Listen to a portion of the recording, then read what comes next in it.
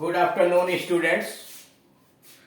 इस वीडियो में हम लोग पैसिव वॉइस के विषय में जानकारी प्राप्त करेंगे, यानी हिंदी में जो वाक्य पैसिव वॉइस में दिए जाते हैं उनको इंग्लिश में किस प्रकार से ट्रांसलेट करते हैं, अनुवाद करते हैं, उसके विषय में जानकारी दी जाएगी। यहाँ 9वें नंबर का वीडियो पैसिव वॉइस में विशेष प्रयोग, यानी पैसिव वॉइस जो बनाना होता है तो टेंसेज का तो जो बनता ही है, इंपरेटिव सेंटेंस का बनता ही है, उसके अलावा कुछ विशेष शैली होती है जिसमें नोट नंबर 1 में है कुछ ऐसे ट्रांजिटिव वर्ब होते हैं, यानी कुछ ऐसी सहायक क्रियाएं होती हैं जिनके साथ दो ऑब्जेक्ट्स आते हैं, यानी कुछ ऐसी क्रियाएं वाक्य में आती हैं जिनके साथ दो ऑब्जेक्ट होते हैं, एक डायरेक्ट ऑब्जेक्ट दूसरा इनडायरेक्ट ऑब्जेक्ट।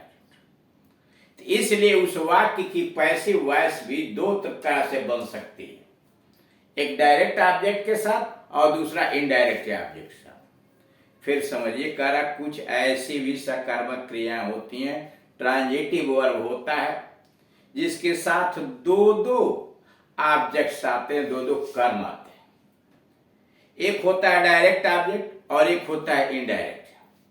पैसिव वॉइस दो तरह से बन सकती है, एक डायरेक्ट ऑब्जेक्ट को सब्जेक्ट बना के और दूसरा इनडायरेक्ट ऑब्जेक्ट को सब्जेक्ट बना के। जैसे उसने मुझे एक कलम दिया, he gave me a pen। इसमें देख रहे हैं he gave me a pen, उसने दिया, किसको दिया? मुझको दिया। क्या दिया? एक कलम दिया। मैं इनडायरेक्ट ऑब्जेक्ट है और ए पेन डायरेक्ट ऑब्जेक्ट है। क्रिया में किसको या किसे लगाकर प्रश्न करने पर उत्तर में जो शब्द या शब्द समूह मिलता है वह इनडायरेक्ट ऑब्जेक्ट होता है, और क्रिया में क्या लगाकर प्रश्न करने पर जो उत्तर में शब्द या शब्द समूह मिलता है उसे डायरेक्ट ऑब्जेक्ट कहते हैं। जैसे इस वाक्य में प्रश्न कर लीजिए, उसने दिया तो किसको दिया? मुझको, मी इनडायरेक्ट ऑब्जेक्ट है। उसने क्या दिया? ए पेन, ए पेन डायरेक्ट ऑब्जेक्ट है। पैसिव वॉइस, एक कलम उसके द्वारा मुझे दिया गया, एक कलम उसके द्वारा मुझे दिया गया या उसके द्वारा मुझे एक कलम दी गई। दो तरह से बना है, एक तो ए पेन के द्वारा, a pen was given to me by him, यानी ए पेन को सब्जेक्ट बनाया गया है, a pen was given to me by him. अथवा यहाँ आई को सब्जेक्ट बनाया गया, यानी मी को आगे किया गया है, I was given a pen by him, I was given a pen by him। यह दोनों तरफ से, यह डायरेक्ट ऑब्जेक्ट की सहायता से बना है और यह इनडायरेक्ट ऑब्जेक्ट की सहायता से बना है। यानी नोट नंबर 1 के द्वारा यह पता लगता है कि जब किसी क्रिया के साथ दो ऑब्जेक्ट आए हों, एक इनडायरेक्ट एक डायरेक्ट ऑब्जेक्ट, तो उसकी पैसिव वॉइस भी दो तरह से बन जाएगी। एक बार इनडायरेक्ट ऑब्जेक्ट को सब्जेक्ट बना के और दूसरा डायरेक्ट ऑब्जेक्ट को सब्जेक्ट बना। नोट नंबर 2, कुछ क्रियाओं के साथ प्रीपोजिशंस का प्रयोग होता है, यानी कुछ ऐसे क्रियाएं जिनके साथ प्रीपोजिशन का प्रयोग होता है। इन वाक्यों की पैसिव वॉइस बनाने में वह प्रीपोजिशन क्रिया के साथ बना रहता है, यानी कुछ ऐसे वाक्य होते हैं जिनके साथ प्रीपोजिशन लगा रहता है, और जब पैसिव वॉइस बनाते हैं तो प्रीपोजिशन क्रिया के साथ ही रह जाता है। जैसे लड़कियां मुझ पर हंसी, the girls laughed at me, the girls laughed at me. और पैसिव वॉइस में लड़कियों द्वारा मुझ पर हंसा गया, आई वाज लाफ्ड, मुझ पर हंसा गया, I was laughed at by the girl. At यहीं रह गया, I was laughed at by the girls, यानी यह एट जो प्रीपोजिशन यहाँ आया हुआ था एट में, वह एट क्रिया के साथ है। मी तो आगे चला गया सब्जेक्ट बनने के लिए, तो आई was laughed at by the girls. Note number 3, कभी कभी पैसिव वॉइस में कार्य करने वाले कर्ता का प्रयोग नहीं होता। कभी कभी ऐसा भी होता है कि पैसिव वॉइस बनाने में कार्य करने वाले यानी कर्ता का प्रयोग नहीं होता है, क्योंकि वह महत्वपूर्ण नहीं होता है, वह अंडरस्टूड होता है, लोग समझ जाते हैं, बिना लिखे भी बिना बोले भी समझ जाते हैं। करा कभी कभी पैसिव वॉइस में काम करने वाले यानी सब्जेक्ट ही नहीं होता, रियल सब्जेक्ट नहीं होता, क्योंकि उस वाक्य में उसका महत्व नहीं के बराबर होता है। जैसे संसार भर में लोग अंग्रेजी बोलते हैं, तब संसार भर में लोग अंग्रेजी बोलते हैं, ये तो एक्टिव वॉइस में people speak English all over the world. People इसमें सब्जेक्ट है, करता है, people speak English all over the world, संसार भर में लोग अंग्रेजी बोलते हैं। लेकिन जरा पैसिव देखिए, संसार भर में अंग्रेजी बोली जाती है, लोगों के द्वारा हटा दिया गया, संसार भर में अंग्रेजी बोली जाती है। पैसिव वॉइस में English is spoken all over the world by people लिखना भद्दा लग रहा है। English is spoken all over the world by people हटा दिया गया है। रूल नंबर 4, यदि एक्टिव वॉइस के वाक्यों में वर्ब का ऑब्जेक्ट एक क्लॉज हो, कहा यदि एक्टिव वॉइस के वाक्यों में वर्ब यानी क्रिया का ऑब्जेक्ट एक क्लॉज हो,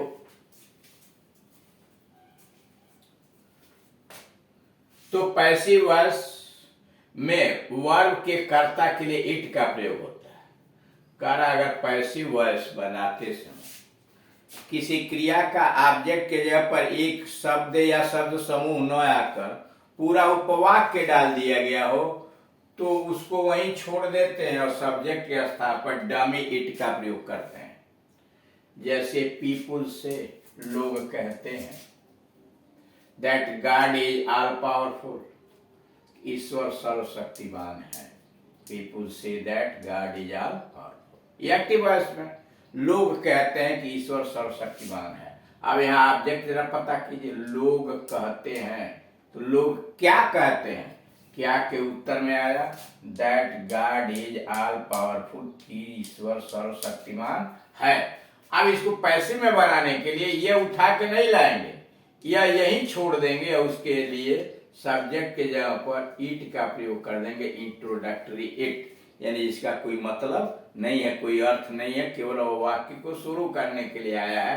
तो इट इज सेड, अब बाय पीपल लिखने की भी कोई जरूरत नहीं, it is said that God is all powerful. Note number 5, कुछ वाक्यों में is am are was were के बाद टू लगाकर मुख्य क्रिया की थर्ड फॉर्म आती है।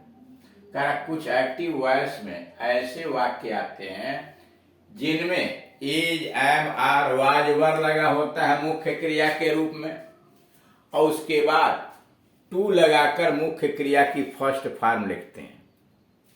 यानी ऐसे वाक्य का निर्माण होता है जिसमें is am are was were के बाद टू लगाकर मुख्य क्रिया की फर्स्ट फॉर्म आती है, यानी इन्फिनिटिव आती है। सीधे कहिए is am are was were के बाद इन्फिनिटिव आती है। इनका पैसिव बनाने के लिए is are am was were के बाद, यानी इनका जब पैसिव बनाना हो तो एज एम वाज वर के बाद टू बी लगाकर मुख्य क्रिया की थर्ड फॉर्म लिखते हैं, यानी इन्फिनिटिव की पैसिव वॉइस बना दी जाती है।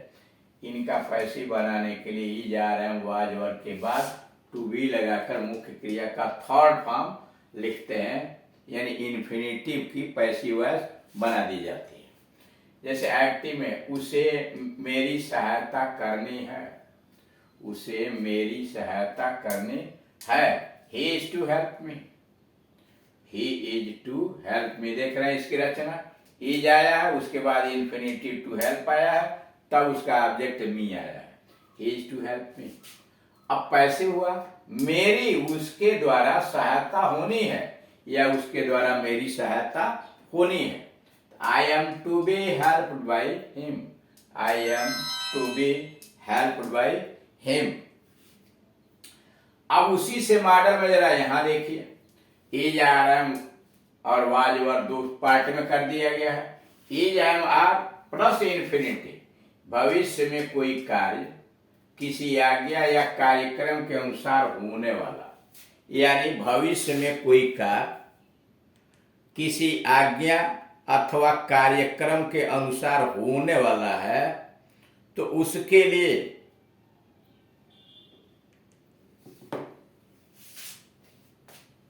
जैसे इज आर एम लगा के इन्फिनिटिव आता तो उससे क्या आता है, भविष्य में कोई कार्य आज्ञा के अनुसार या कार्यक्रम के अनुसार होना है।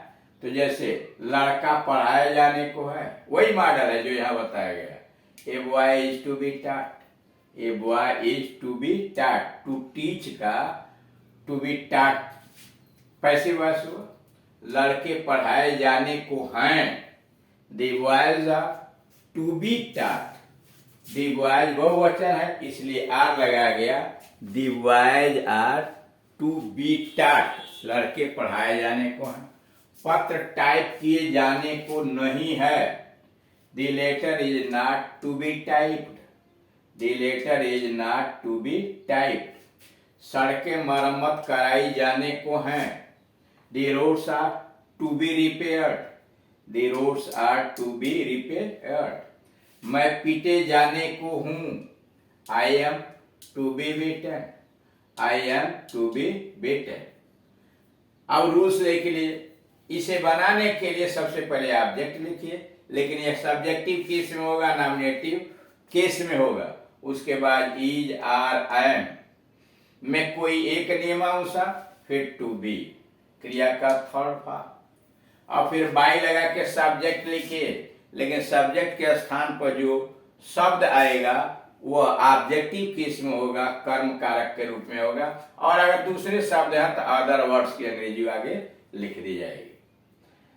अब अगला नोट पर आइए, ऐसे वाक्य जिनसे यह बोध होता है कि कार्य भूतकाल में किसी आज्ञा या कार्यक्रम के अनुसार होने वाला था पर हो न सका, यह फ्यूचर टेंस में है। अब कहा जा रहा है कि ऐसे वाक्य जिनसे यह बोध होता है कि कार्य भूतकाल में किसी आज्ञा या कार्यक्रम के अनुसार होने वाला था लेकिन नहीं हुआ।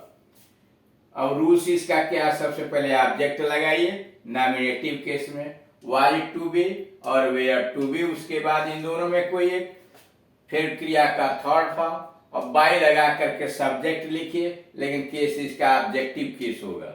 और फिर अदर वर्ड्स, जैसे लड़का पढ़ाए जाने को था, a boy was to be taught, a boy was to be taught. लड़के मेरे द्वारा सजा दिए जाने को थे, the boys were to be punished by me, the boys were to be punished by me.